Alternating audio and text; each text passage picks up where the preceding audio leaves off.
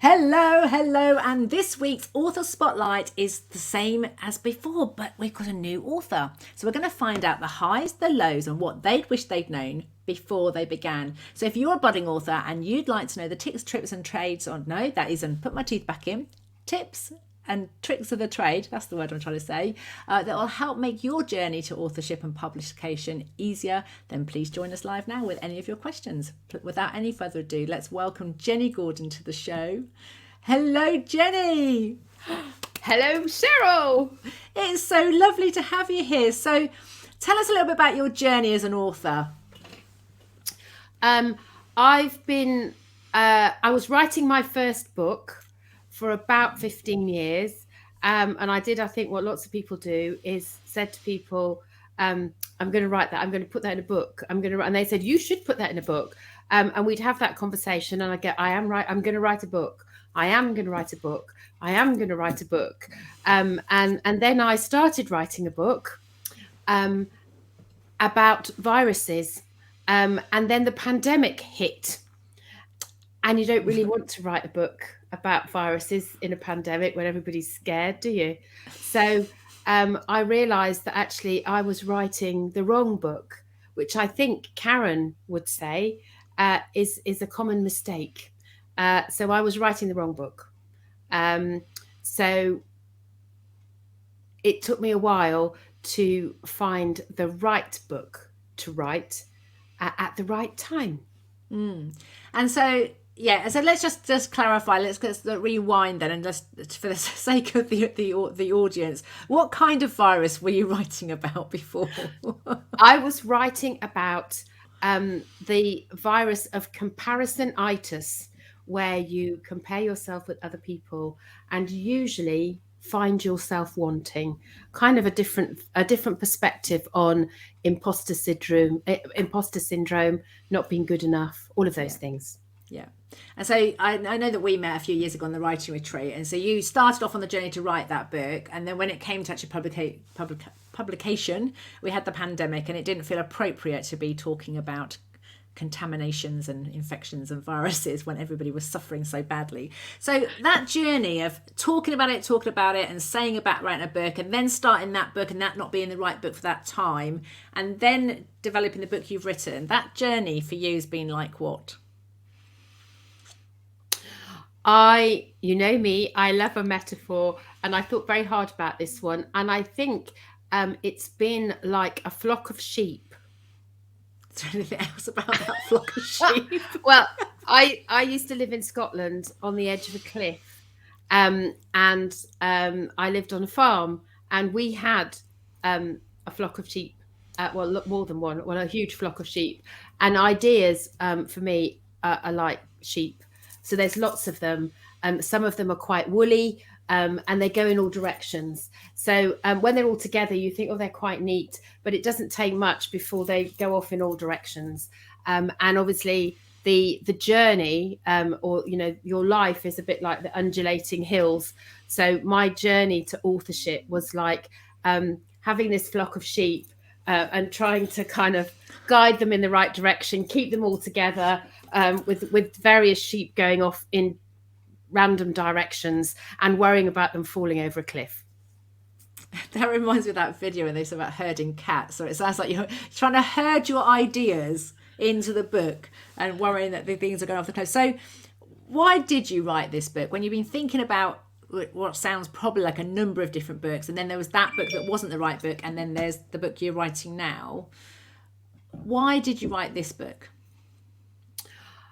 I think the short answer is the world needed it. I felt the world needed to have this book, and that I was in a really good position to write it, because I had spent a lot of time thinking about the right book to write.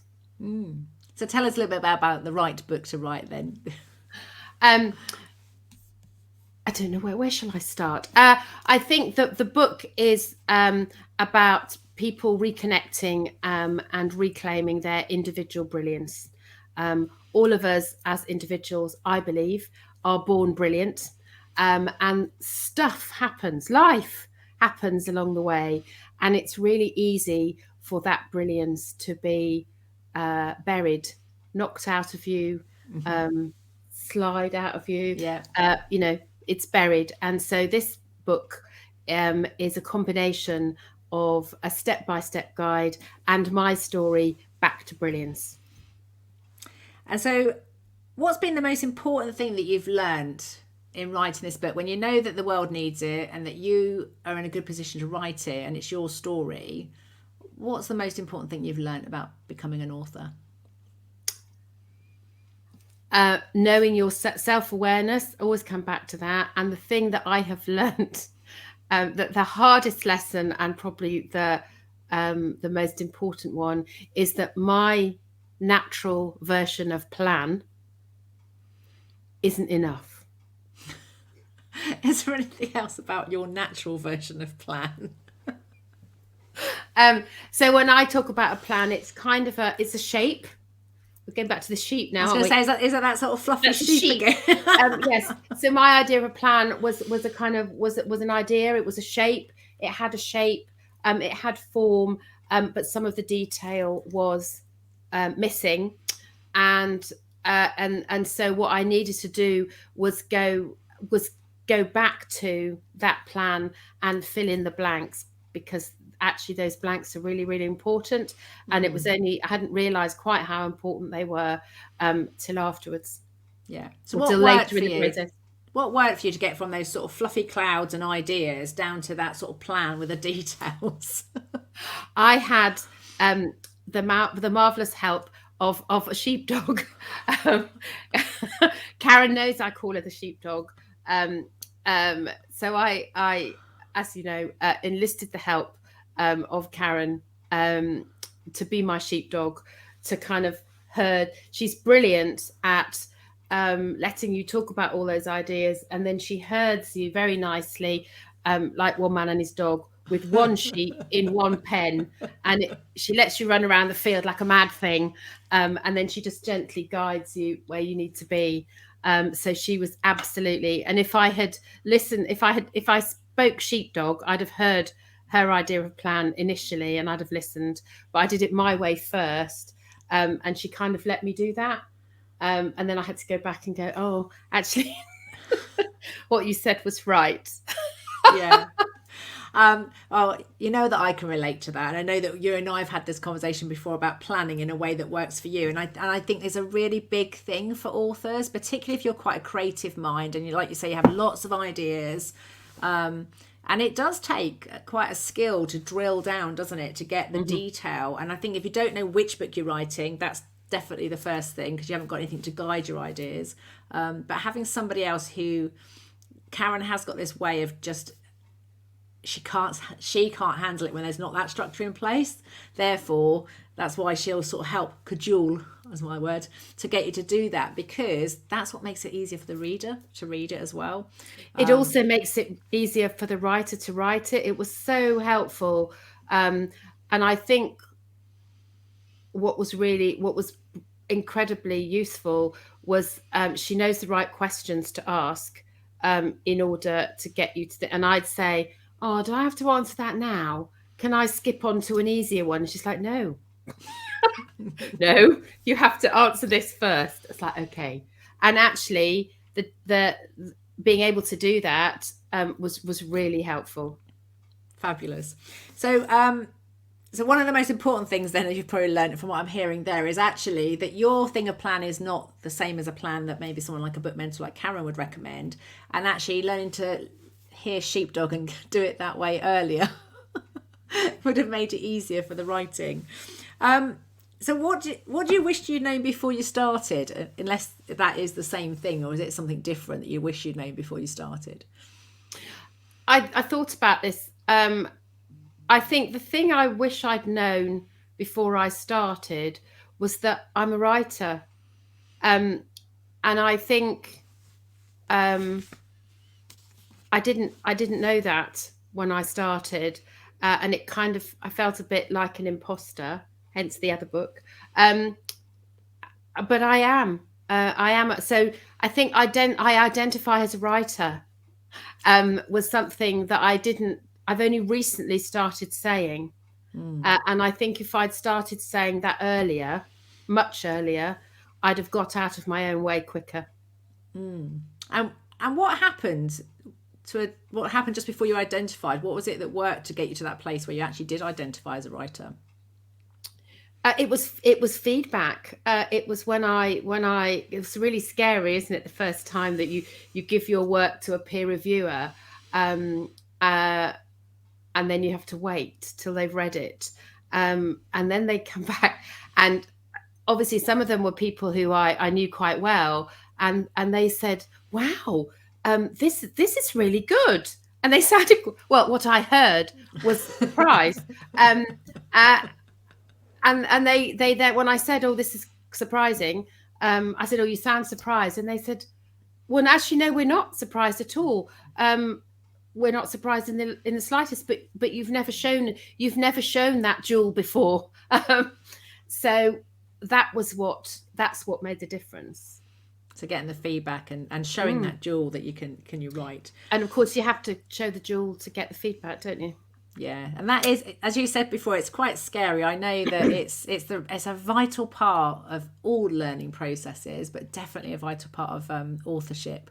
And I hear too many people talking about their book, as you and I have done for many years. Then they write it, but then they never show it to anybody, because it's almost like while it's in their head, it's still this gorgeous, dreamy thing. As if somebody else sees it, they might not like it as much as they do. But it's actually that feedback that kind of, a bit like your book, that shines the light on it, that ignites it, that makes it even more real and more valuable to both author and the reader. Thank you so much for sharing that. So, question, what was your lowest point as an author? I think it was both the lowest and the highest, which is kind of, am I allowed to have that? The lowest your point, unique self. The lowest point was I was listening to Karen on a webinar talking about the 5 most common mistakes that authors make, and that clunking realization when she said, "You're writing the wrong book." And there was just, and I kind of knew it, but to hear it out loud, and it was such a kind of punch, and I thought, oh, that's me. And you have that moment where you think, well, now what do I do? I've invested so much time and energy and, years and years and years in the planning of this book. And it's the wrong one. And so now what do I do? I've got nothing, was my initial, I've got nothing. And then I guess in the next kind of moment thinking, well, actually, I haven't got nothing. I've got a clean page. So if that's the wrong book, there must be a right book. So what's the next one? So it was kind of that real low point, and then the of possibility. Yeah. And can I just, that book, you say it's the wrong book. Is it the wrong book forever, or do you think it was just the wrong book for then? Do you think it is a book you will write eventually? I think it's number 3 book, because I've started the second one, and it isn't the second one, but it is potentially the third one. Yes. Right. So it was more of a timing. It was the timing. Wasn't right. It's not the content and there is a little bit of that book in this one. Mm-hmm. So it wasn't the wrong book. It was the wrong book for the time. The timing was wrong. Yeah. And it's so good that you can know that, though, isn't it? And listen to your own intuition and trust yourself when everything was going on.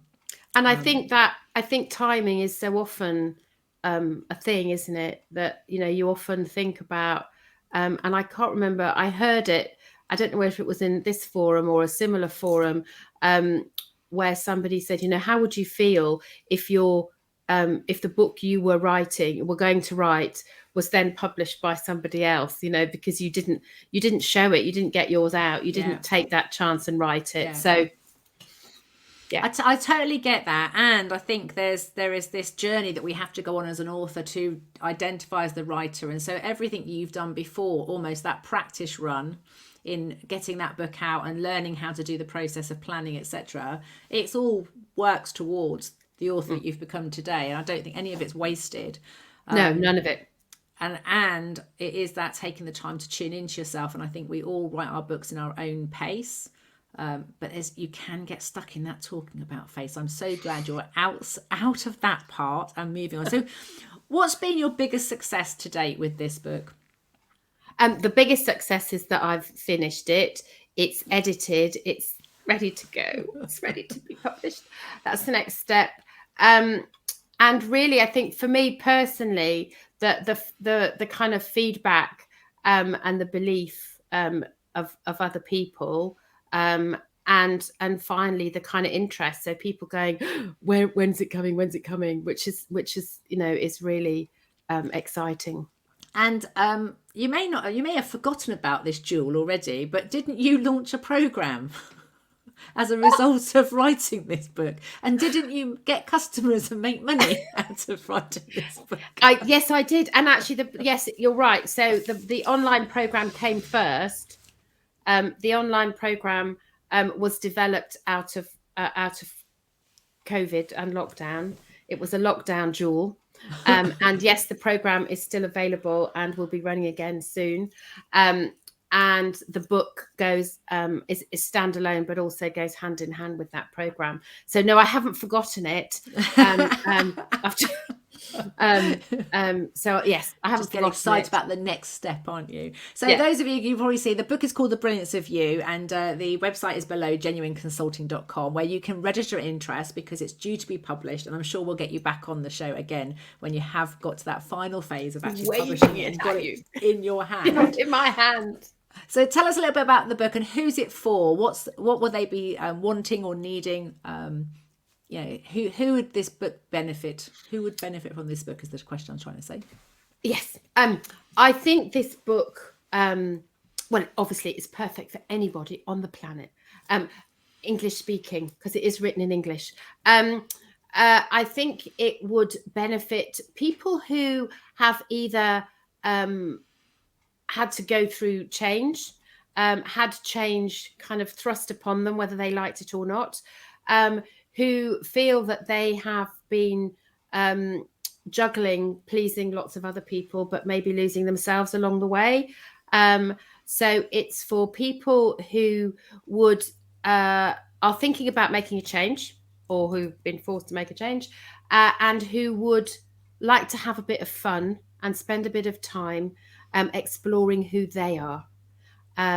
So it's self-care, self-awareness, kind of understanding yourself, because actually when you do that, it gives you such power, and I mean power in the best possible way, the power to transform yourself into the person you really are, as opposed to the person the world thinks you should be, or other people think you should be, or your boss thinks you should be.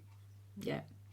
And you have a lovely story, don't you, sort of saying that we're born with brilliance, but it just gets covered up and buried over the years. And this book is about revealing those gems and those jewels that have been there all along, that in the busyness of life and the difficulties perhaps we have gone through, that we forget about them. So without any further ado, if anybody's interested in that book, obviously you can check it out here on the Consulting Journey. In fact, actually, I can do it in the group as well. Let's just pop it in the comments.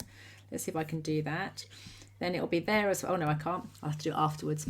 I do not have the technology today. So if there's nothing, is there anything else you want to add before we say goodbye today, and about the book, or anything, tips to any other authors that are listening in right now? I think the tip to any author is you are one. If you think, it's the old Henry Ford. If you think you can or you think you can't, you're absolutely right. So my invitation would be there's no better time than now to have a go. Fabulous. Thank you so much for sharing your journey with us, and I look forward to finding out what happens next. Thanks, Jenny. Thank you. So that's the end of this episode of the Author Spotlight. And as always, I just want to ask you to think about, if you are looking to turn your dreams into reality this year, then please reach out and get the support you need. As you heard from Jenny today, having someone that could just cajole your ideas into that plan could be all the resource and support you need. So please reach out, don't struggle alone, and we'll see you again on the next episode.